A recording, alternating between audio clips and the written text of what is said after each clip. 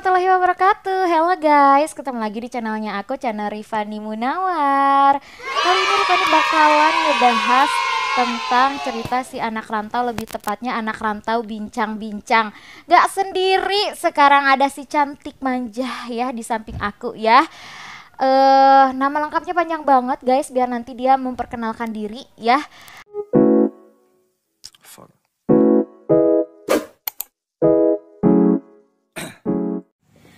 Guys, kali ini ya di anak rantau bincang-bincang aku gak sendiri guys gitu ya. Jadi aku sekarang ditemani oleh bintang tamu ya. Dan itu kayaknya bakalan cetar banget, memberikan pengalaman-pengalaman yang luar biasa ya. Siapakah dia ya? Ya aku biasa panggilnya itu Ola gitu, tapi orang biasanya panggil Okta gitu ya. Sebelum kita lanjut ke bahasan bagaimana sih seorang non muslim tinggal di Aceh ya, nyaman apa enggak ya, kita bakalan kenalan dulu, karena kalau tak kenal pastinya nggak akan sayang guys ya. Jadi kita kenalan, kita persilahkan dulu ya narasumber kita untuk berkenalan. Baiklah, silahkan. Halo semuanya, perkenalkan nama saya Preti Olan Oktavia Sihite. Biasanya sih dipanggil Okta. Dan aku tuh berasal dari Sibolga, Tapanuli Tengah, dari Sumatera Utara tepatnya. Dan di sini aku baru aja selesai kuliah dari jurusan Sosiologi Unsia angkatan 2016 gitu. Gitu guys. Jadi ya, Ola ini asli Sibolga, Sumatera Utara ya. Jadi dia udah 5 tahun tinggal di sini buat kuliah guys. Dan kalian juga udah tahu di awal bahwa Ola ini dari lahir ya lah ya sudah beragama Kristen. Tepatnya ya, Kristen Protestan. Tepatnya Kristen Protestan. Selama ini Rifani selalu ngebahas Aceh tuh toleransi gitu, tapi tak ada buktinya gitu guys ya. Jadi langsung sekarang aku hadirkan narasumber terkece, terbadai, terulala, baby ya. Si Ola ini bakalan menceritakan pengalamannya gitu guys ya. Jadi di sini sudah 5 tahun ya lah ya, dari tahun 2015 ya untuk kuliah, dan sekarang sudah selesai kuliahnya di jurusan Sosiologi ya di Unsiah gitu ya. Jadi kita nggak berlama-lama lagi deh, langsung ke pertanyaan biar kalian terjawab semua kekepoan kalian ya. Pertanyaan pertama langsung dari aku ya. Tentunya Allah tahu ya lah ya, kalau di sini itu orang-orangnya memang muslim semua ya. Muslim semua, rata-ratanya muslim, karena Ola juga tahu kalau misal Aceh ini malahan dikasih brand sama Indonesia itu Serambi Mekah, dan bahkan menganut pemerintahan semuanya itu syariah gitu ya. Sedangkan Ola sendiri kan non muslim lah gitu. Gimana sih kehidupan Ola di sini gitu? Nyaman apa enggak sih di tengah lingkungan yang memang Ola itu memang non muslim gitu? Pas datang ke sini muslim, mayoritasnya muslim semua, beda halnya dengan Sibolga ya. Kalau Sibolga kan memang semuanya nyampur aduk gitu, ada gitu. Tapi kalau ke Aceh sendiri kan Aceh tuh muslim, banyaknya muslim gitu. Gimana sih lah? Coba ceritakan lah. Sebenarnya sih sebelum kesini ya, waktu tahun 2015 sempat juga sih agak ragu, karena teman-teman di sekolah itu, teman-teman dari SMA itu pada kasih tahu janganlah ke Aceh, ngapain ke Aceh. Aceh ini stereotip atau stigma di Aceh terkait Aceh itu sangat-sangat tanda kutip masih buruk lah. Bahkan teman-teman aku pada bilang janganlah aku ke Aceh karena belum menerima perbedaan, nanti kamu dibully, nanti kamu diledekin, nanti kamu malah tersakiti kalau di sana. Jadi itu padahal yang kasih tahu teman-teman aku yang muslim ya, muslim. Jadi mereka istilahnya janganlah sampai ke Aceh. Dan istilahnya karena sebenarnya aku ada saudara di sini, ada adik mamaku, tanteku yang udah berkeluarga di sini dan udah lama di sini. Jadi aku berani datang ke Aceh, dan setelah sampai di Aceh mah gimana ya kak? Maksudnya orangnya kok ramah-ramah, tukang becaknya ramah-ramah, tukang bisnya juga ramah, para pedagang juga ramah-ramah kan. Padahal kita, kayak aku pribadi sama yang kebetulan ngantar aku tuh nenek, itu kami nggak pakai jilbab loh, gitu. Semua welcome kok, ramah. Jadi tenang biasa aja sih awalnya, nggak sampai kayak ngerasa tertekan atau terdiskriminasi kalau di tahun 2015, karena memang tujuan kesini itu buat kuliah. Tapi ya di tahun 2015 belum bisa kuliah karena belum rezeki ya. Belum rezeki di jurusan yang aku mau gitu. Jadi aku harus nunggu 1 tahun lagi untuk bisa ngambil jurusan sosiologi ini gitu. Butuh perjuangan ya untuk masuk jurusan sosiologi Unsiah guys ya. Jadi gitu ceritanya. Jadi pas datang awal-awal ke Aceh itu kan ramah-ramah ya lah ya, benar, gitu. Benar. Meskipun Allah nggak pakai kerudung kayak gitu, nggak pernah dipukul kan lah, atau misalkan dirasisin gitu ya? Enggak, kalau di tahun 2015 itu mah aku jadi kebawa aksen kakak nih. Kalau di tahun 2015 itu puji Tuhan sih aman dan nyaman sih kalau buat aku kak. Tapi setelah di tahun berikutnya baru ada yang agak gimana. Pas setelah masuk kuliah 2016 ya. Benar. Jadi kan itu zamannya Ola di sini ya, berarti lah emang bener ya selama ini aku bilang sama orang-orang Aceh ini toleransi ya gitu ya, toleransinya tinggi gitu ya. Karena bukan hanya Ola yang memiliki pandangan sahabat-sahabatnya jangan ke Aceh tuh ini itu. Gue juga gitu loh guys. Dulu waktu gue mau ke Aceh tuh banyak banget stigma buruk Aceh gitu. Tapi setelah gue di sini malah gue banyak banget menceritakan hal-hal yang baik di Aceh gitu. Nah, begitupun dengan Ola yang memang di sini jelas non muslim gitu, tapi nyaman gitu ya. Nah, itu kan pertanyaan pertama guys ya. Kita akan lanjut ke pertanyaan kedua. Tentunya Ola sebagai non muslim tadi nyamannya udah diceritain nih. Sekarang kita bakalan nanya ke Ola, pasti ada rasa yang nggak nyamannya nih ya sebagai ya kita nggak memungkiri lah, kita berbeda, Ola berbeda, aku berbeda, suku aku berbeda, kebudayaan adat istiadat aku berbeda, Ola jelas agamanya jelas berbeda gitu, pasti ada ketidaknyamanannya. Dan bohong kalau misalkan aku bilang nyaman semua gitu, kayaknya munafik banget gitu, pasti ada tidak nyamannya. Ceritain dong ke teman-teman gitu hal yang tidak nyaman Ola di Aceh sampai Ola tuh nyampe kepikiran nangis gitu, sangat sakit gitu buat Ola gitu. Sebenarnya sih aku benar-benar ngalamin yang namanya diskriminasi waktu aku masuk kuliah. Karena kan universitas kampus aku itu kan sebenarnya udah kampus terbuka ya, bahkan sangat-sangat welcome, sangat-sangat terbuka untuk yang non muslim. Makanya juga banyak teman-teman dari daerah timur yang datang ke sini buat kuliah. Makanya agak terkejut ketika berhadapan dengan beberapa orang yang masih tidak nyaman atau tidak menerima perbedaan. Jadi waktu aku mau daftar ulang, ada yang kayak ngeliatin dari atas dari bawah. Selain ngeliatin mah, kalau diliatin ya udah terserah mau lihat. Tapi kalau misal aku harus dipanggil, aku harus ditanyain begini begitu. Kenapa nggak pakai kerudung gitu? Terus kamu tahu kan ini Aceh sampai aku kayak dikerasin dengan kata aku tersakiti dengan dengan kalimat-kalimat mereka gitu loh. Beberapa orang yang belum menerima perbedaan itu dulu yang sempat aku pulang ke rumah aku nangis gitu kan ya. Ditan kok sampai ngadu ke orang rumah kok kayak gitu, aku digini-gini, ya udah sabar lah kayak gitu kan orang rumah bilang.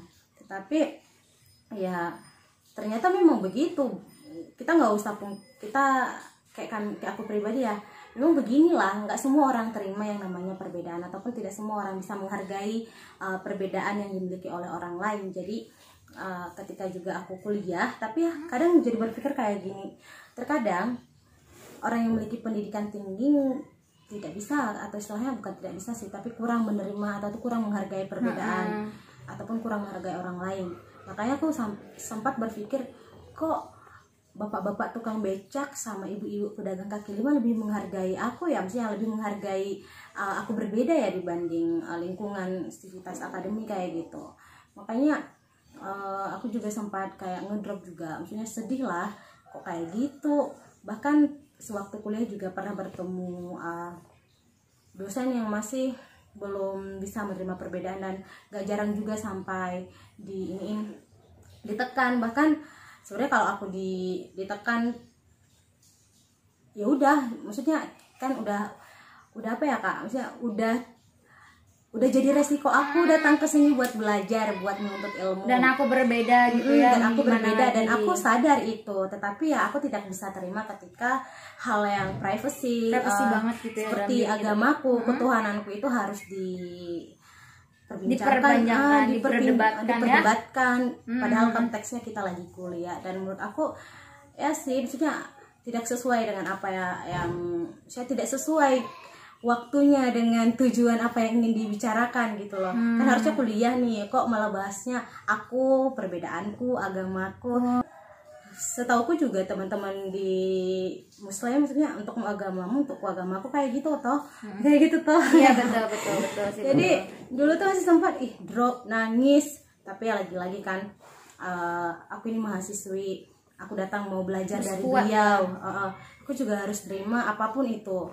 Tapi ya tetap juga ya aku cuma bisa berdoa sih, karena kalau kakak ingat persoalan Ahok itu, persoalan Bapak Ahok dulu di Jakarta, keimbasnya saya sampai mikir di rumah kan, kok bisa padahal yang salah Bapak Ahok ya. Kok bisa ya, aku panggil di rumah bapak kan, suami tanteku tuh aku panggil bapak, kok bisa ya Pak, aku mau yang mempermasalahkan Ahok di sana, Pak Ahok yang di sana, kok saya yang diituin, ditekan-tekan di kelas kayak gitu. Tapi ya cuma satu orang aja yang kayak gitu, yang kayak gitu. Tapi tetap bersyukur juga guys akunya. Oh gitu. Iya, tetap bersyukur dalam artian ya, itu mungkin hanya jadi sekelibat orang sih lah. Iya, terus teman-temanku juga ada beberapa yang datang ke aku nguatin, sabar ya sabar Okta, gitu ya. kayak gitu. Bapaknya mungkin belum menerima perbedaan, jadi sabar aja. Tapi aku tetap bersyukur juga, nggak tahu kenapa ya, mungkin aku bersyukurnya adalah bapak itu walaupun dia nggak suka sama agamaku dan juga nggak suka karena aku nggak berjilbab, dia tetap tetap fair sama nilai. Jadi aku selalu keep tuh kata-kata dia, apapun agamamu kalau kamu pintar, nilai kamu ya bagus sesuai kemampuan kamu. Jadi ya meskipun memang bapaknya agak-agak gimana gitu ya sama apa yang kamu yakini, tapi untuk masalah nilai bapaknya tetap fair ya, gitu fair, ya gitu ya. Tapi ya kan lah, menurut aku kan itu hanya segelintir orang. Kita juga nggak bisa gitu. Kita berbeda gitu. Aku orang Sunda lah, non Muslim. Kita datang ke sini juga kita nggak bisa diterima semua orang. Benar, tentunya pasti ada yang tidak menerima. Begitupun juga dengan aku gitu. Ada yang tidak menerima aku juga. Ada juga yang menghujat gitu di kolom komentar subscriber aku juga bilang, ngapain lo wong Jawa kok nyerita Aceh, sotoy kok dulu gini banyak sekali kan yang ya nggak banyak sih, maksudnya ada yang berkomentar seperti itu ke aku gitu gitu. Tapi itu hanya mungkin dari 5.000 subscriber aku cuman satu orang yang memang begitu, dan mungkin aku juga sangat mempercayai dari 50.000 warga Aceh mungkin hanya 5 orang yang memang berpikiran seperti itu kan lah ya kan benar. Gitu. Jadi pastinya nggak semua positif, ada yang negatifnya, nggak semua baik, tapi soper semua baik ya.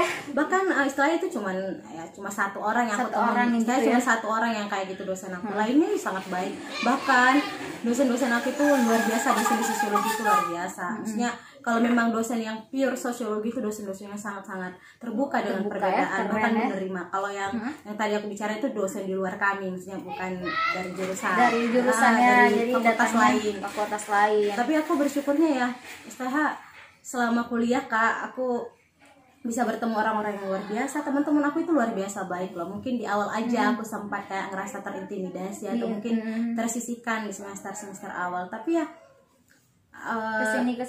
kesini itu malah aku mereka itu sangat loyal, mereka itu sangat baik, setia. Aku bahkan kalau sampai hari ini belum bisa membahaskan kebaikan teman-teman aku di jurusan juga, dan juga teman-teman yang di organisasi kampus. Dan aku sangat berterima kasih. Ya. Mereka Muslim, mereka semua Muslim. Tapi sayang kamu ya. Mereka sayang aku, asik.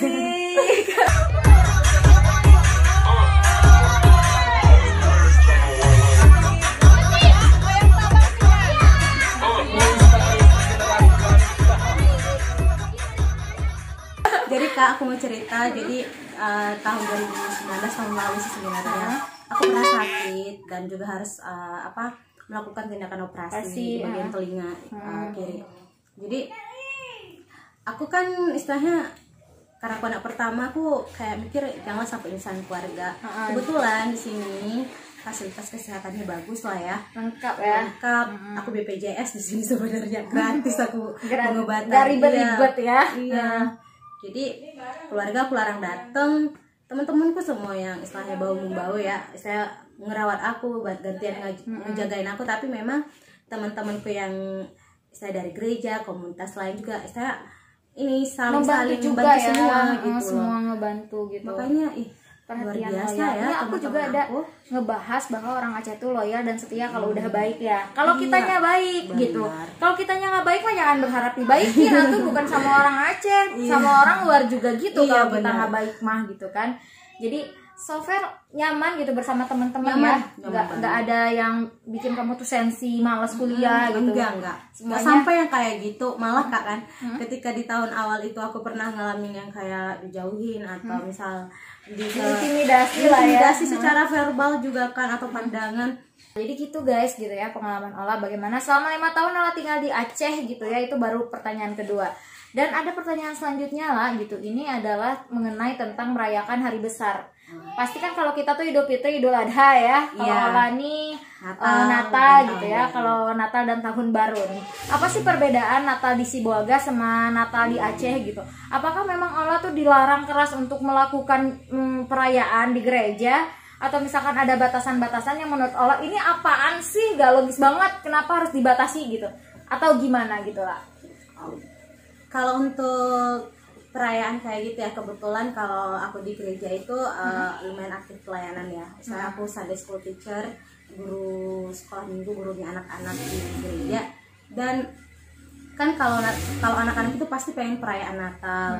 Dan di sini di HKBP Banda Aceh, gerejanya aku, itu bisa merayakan Natal. Bahkan ada pohon terang, semarak lah kalau di lingkungan gereja. Tetapi mungkin yang menjadi perbedaannya adalah nggak ada petasan, nggak ada kembang api, nggak ada yang kayak meriah atau apa kayak gitu. Maksudnya nggak kayak di kampung aku. Kalau di kampung aku kan kayak di Sibolga itu akan ada perayaan kayak di lapangan. Di sana itu namanya lapangan Simare-Mare. Jadi di sana itu memang kayak semaraknya ya kayak gitu, lebih ke kembang apinya, keramaian segala macam. Kalau di sini memang itu yang agak dibatasi kan. Tapi kalau masalah beribadah dan merayakan tidak dibatasi ya. Benar. Kalau misal kita ibadah ya kita ibadah Natal kayak biasa. Kayak di sana juga ibadah kayak gitu. Tetap Natalan, tetap nyanyi segala macam, tetap bersukacita. Gitu. Jadi nggak ada yang kayak misal nggak ada gangguan. Dan keamanan di sini tuh luar biasa. Maksudnya kita Natal pemerintahnya gitu ya. Bahkan saya pemerintah juga mau datang ke gereja untuk melihat kondisi atau kondisi saat Natal itu. Jadi kemarin tahun lalu kalau nggak salah ya Kak, jadi pemerintah Aceh juga datang sama rombongan untuk lihat misal aman gitu. Benar, kita memang benar-benar ya meskipun minoritas ya. Benar Kak, benar-benar dijaga. Jadi aman guys ya. Jadi yang selama ini nanyain ke aku nih, aman gak sih kalau non muslim datang ke Aceh nih? Udah dijawab sama Ola, aman alhamdulillah. Malahan Ola ini kan udah beres nih kuliahnya, niat balik nggak sih? Kayaknya nggak balik dulu. Berarti betah dari sini guys ya. Jadi nggak balik dulu, jadi mau stay dulu di sini ya guys ya. Nah pertanyaan selanjutnya nih lah ya, kan kalau puasa nih kan kita nggak boleh ditutup ya. Aku aja yang perempuan muslim gitu, mens pasti makannya itu selalu makanan mie instan, karena makanan di sini itu dilarang guys. Jadi bukanya itu jam 5 sore gitu kan. Sedangkan orang non muslim sendiri itu kan nggak puasa ya lah ya gitu. Jadi gimana nih, nggak ada makanan satupun gitu. Makan apa Ola atau nggak gimana sih tanggapan Ola gitu? Jadi kalau untuk puasa sendiri ya, setelah di Aceh aku pernah puasa. Sejujurnya aku gak pernah puasa, bahkan aku ini anaknya tukang makan, suka jajan. Tapi setelah aku asrama Kak, aku pernah asrama selama setahun sama teman-teman. Jadi ya aku kayak ketika mereka puasa, aku ikutan kayak gitu. Dalam artian ya aku juga ingin merasakan apa yang mereka rasakan. Dan sebenarnya mereka juga tolak, janganlah kita puasa nanti capek, nanti pingsan kayak gimana, berabe kayak gitu kan Kak. Tapi aku pengen, makanya aku salut sih sama teman-teman yang istilahnya mereka bisa menahan lapar, haus. Kalau nahan lapar, haus oke lah ya, tapi nahan pikiran sama nahan hati itu sulit banget ya. Tapi aku salut sih, dan aku pernah ngalamin, aku malah ikut puasa dan istilahnya berusaha untuk ngebantu mereka lah untuk puasa. Dalam artian ya aku harus juga tahan selera. Misalnya kalau haus ya aku ke toilet Kak. Kalau misalnya puasa minum ke toilet, biar jangan minum depan teman-teman. Walaupun teman-temanku pasti bilang, ngapain ke toilet? Ya udah minum di sini juga apa-apa loh kayak gitu. Tapi nggak enak ya. Aku tetap nggak enak karena mereka aja setelah berusaha menunjukkan penghargaannya padaku, ya aku juga harus kayak gitu loh. Tuh.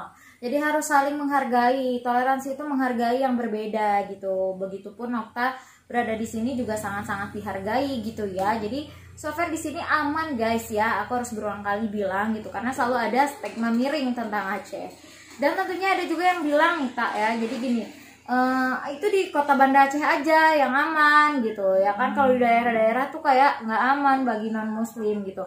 Okta sendiri pernah nggak sih pergi ke suatu daerah, misalnya bukan di kota Banda Aceh, misalkan pergi ke daerah lain bukan kota Banda Aceh, pernah mengalami atau malah kan mengalami hal yang buruk atau malah mengalami yang sangat baik dan berkesan tuh, pernah nggak sih? Pernah. Jadi iya sih, beberapa orang berpendapat kalau untuk ya kota Banda Aceh aja yang terima perbedaan, kalau daerah-daerah ya mau mana kan kayak gitu nggak ada tuh kayak itu kan. Tapi ya aku pernah pengabdian kuliah kerja nyata alias KKN di salah satu daerah Biren. Kampungnya itu Kampung Cot Jabet, Kecamatan Gandapura. Aku di sana KKN selama 1 bulan kurang lebihnya. Mereka itu sangat welcome, baik, ya? Sangat baik, bahkan sama keciknya, sama sekretaris desanya, sama warganya, semua itu malah kayak ini ya, istilah kayak kampung sendiri gitu loh. Semua sangat-sangat, nah istilah ketemu keluarga juga di sana, kayak ngerasa kayak family lah ya kan, karena mereka sangat-sangat menerima kita. Apalagi aku di awal langsung jujur, aku ini Kristen kayak gitu. Aku sih udah wanti-wanti dan juga udah saya berbesar hati semisal aku nggak diterima, karena memang ada teman-teman yang ada juga sih teman-teman yang saya tidak bisa diterima oleh sebuah daerah, sebuah kampung kayak gitu kak. Ada memang, tetapi untuk daerah Kampung Cot Jabet, Kecamatan Gandapura itu mereka sangat welcome ya gitu. Jadi ada juga sih daerah yang menerima ya. Iya. Tapi kalau kampung yang kamu bilang tadi itu ya Cot Jabet ya menerima tuh. Salam buat masyarakat Cot Jabet, mana nih disebutin ya guys ya. Nah gitu. Jadi kan guys, udah dijelasin sama Okta bahwa memang di daerah pun waktu KKN tuh berkesan kali ya. Banget, sangat-sangat berkesan. Jadi pengen balik lagi dong ke sana. Pengen. Jadi semoga lah ya saya tahun ini kerja dan punya kesempatan, punya kesempatan lagi balik ke sana dan bisa ketemu lagi sama anak-anak Cot Jabet, bisa ketemu lagi sama kepala desanya, keciknya, sama ibu sekretaris desanya yang sangat-sangat baik. Itu udah kayak berasa mama sendiri. Dan juga gitu ya? Sama ibu bidan desanya. Jadi waktu di sana kak, kami itu tinggal di tempat bidan desanya. Namanya aku bisa sebutin Kak Sarah. Jadi, Kak Sarah, wah, sangat-sangat rindu di sana dan berharap aku bersama teman-teman KKN punya kesempatan lagi balik ke sana gitu. Saking betahnya ya, biasanya KKN tuh pening karena di kampung nggak mau gitu ya kan. Tapi ini saking berkesannya ya, Okta malahan pingin balik lagi ke sana. Jadi kalian bakalan tahu lah gimana ramahnya dan welcome-nya orang Aceh gitu. Orang non muslim wajib pakai kerudung nggak sih? Enggak sih. Kalau untuk kampus sendiri kan ini saya boleh nggak pakai kerudung untuk orang-orang yang non muslim. Makanya saya pribadi juga nggak pakai kerudung, kecuali misal saya ke sebuah daerah aja saya menyesuaikan kayak gitu kak. Atau mungkin saya pengen main-main ke Baitur Rahman, saya pakai kayak gitu karena menghargai ya. Benar. Sedangkan itu daerah itu masjid loh, jadi kita ya harus menyesuaikan. Makanya orang bule aja pakai kerudung loh guys. Iya, makanya aku pakai karena aku juga sering kak ke sana untuk beberapa kali ke sana untuk kayak penelitian kecil-kecilan, mau tahu aja yang datang ke Baitur Rahman itu siapa aja kayak gitu. Suka buat penelitian kecil-kecilan. Jadi kita yang non muslim jangan sungkan buat datang ke Aceh, buat apa ya, istilah nanti berkerudung segala macam. Enggak kok, enggak harus berkerudung. Yang penting pakaiannya sopan, lengan panjang, saya boleh juga lengan pendek, tapi ya disesuaikan aja kita mah yang berpakaian kayak gitu. Betul. Jadi sebenarnya di Aceh ini tidak mengharuskan orang non muslim memakai kerudung, tapi hanya saja tidak boleh berpakaian seksi gitu. Jadi harus tetap sopan, pakai tangan panjang kayak gitu, pakai celana panjang. Kalau celana pendek juga sebenarnya boleh-boleh aja sih kalau misalkan nyaman, karena di sini lebih ke panas ya lah ya. Iya. Jadi jatuhnya aduh malas banget kalau pakai yang pendek-pendek tuh nanti hitam gitu ya guys ya. Nah jadi kan udah tahu sendiri bagaimana sih pengalamannya gitu ya kan. Tapi ini ada yang aku pingin tanya terakhir, harapannya nih. Harapannya Allah sebagai non muslim atau kaum minoritas yang ada di sini, harapannya kepada pemerintah Aceh sendiri. Kalau untuk aku pribadi ya, istilahnya tetap sih berharap yang terbaik untuk Aceh sendiri. Dan memang sejauh ini untuk kedamaian itu masih terjaga, masih aman dan tentram lah di kota Banda Aceh, dan aku berharap itu bisa bertahan sampai ke masa-masa yang akan datang. Dan istilahnya ada kerjasama di antara kita semua, istilahnya dalam artian ya walaupun kita berbeda agama, kita berbeda suku, berbeda adat, tapi kita punya satu tujuan untuk apa? Untuk mensejahterakan Aceh. Tuh guys ya, jadi bagaimana harapan kita gitu, bagaimana kita merasa sangat mencintai Aceh, dan tentunya semoga apa yang kita lakukan ini berkenan gitu ya. Aku sering bahas-bahas Aceh, semoga berkenan juga gitu. Intinya aku hanya ingin memberikan sesuatu yang istimewa lah, dan pengalaman aku sendiri gitu lah, gitu guysku. Iya, nah itu pengalaman Ola ya. Semoga Anak Lanta Bincang-Bincang kedepannya bisa menghadirkan orang-orang yang inspiratif ya gitu ya, seperti Ola kayak gitu ya. Aduh luar biasa, terima kasih banget lah udah mampir di Anak Rantau Bincang-Bincang ya. Mudah-mudahan subscribernya meledak-meletup ya, nanti aku traktir, tenang saja. Jadi gitu ya. Jadi apa sih tadi tuh sebenarnya aku mau nanya lagi, cuman aku udah lupa nih ya. Ya udah lah ya, nanti mungkin kalau ada pertanyaan lagi kita akan lanjut di part 2 ya. Cuman itulah intinya, apa yang dirasakan Ola berarti sudah mencerminkan bahwa Aceh ini benar-benar luar biasa dalam bertoleransi ya lah ya. Gitu ya. Semoga yang memang belum menerima perbedaan juga bisa menerima perbedaan ke depannya gitu. Dan gini loh lah, kalau di subscriber aku juga nggak sepenuhnya semuanya orang-orangnya gitu bisa menerima perbedaan juga. Tentunya nanti akan ada pro kontra di komentar segala macam tuh kan. Aku izin dari sekarang ya, jangan baper nih ya. Iya, silakan. Gak apa-apa ya gitu. Tapi mudah-mudahan kalian bisa menerima siapapun yang hadir pada saat ini bersama aku, bercerita kepada aku. Intinya apa yang pengen Ola sampaikan itu adalah sesuatu yang baik tentang Aceh gitu. Terima kasih banyak, ini kebetulan kita capek banget ya. Udah beberapa kali gak terekam. Luar biasa ini ya perjuangannya. Semoga viewersnya juga meledak meletup ya, cetar membahana badai pokoknya ya viewersnya ya. Terima kasih buat kalian yang sudah menonton video ini. Jangan lupa subscribe, like, komen, juga share. Dan follow IG-nya aku Rifani Munawar. Dan tentunya follow IG-nya Ola Pretiolanos 24. Nah, nanti ada di bawah ya, karena sulit kali ngomongnya ya. Oke guys, terima kasih banyak. Sekali lagi mohon maaf apabila ada kesalahan kata. Jangan ada yang tersinggung. Intinya kita mau menghibur dan memberikan sebuah informasi buat kalian, dan tentunya menginspirasi untuk kalian ya. Jadi nantikan video aku yang lainnya tentunya di channel aku Rifani Munawar. Oke, bye bye. Wassalamualaikum warahmatullahi wabarakatuh.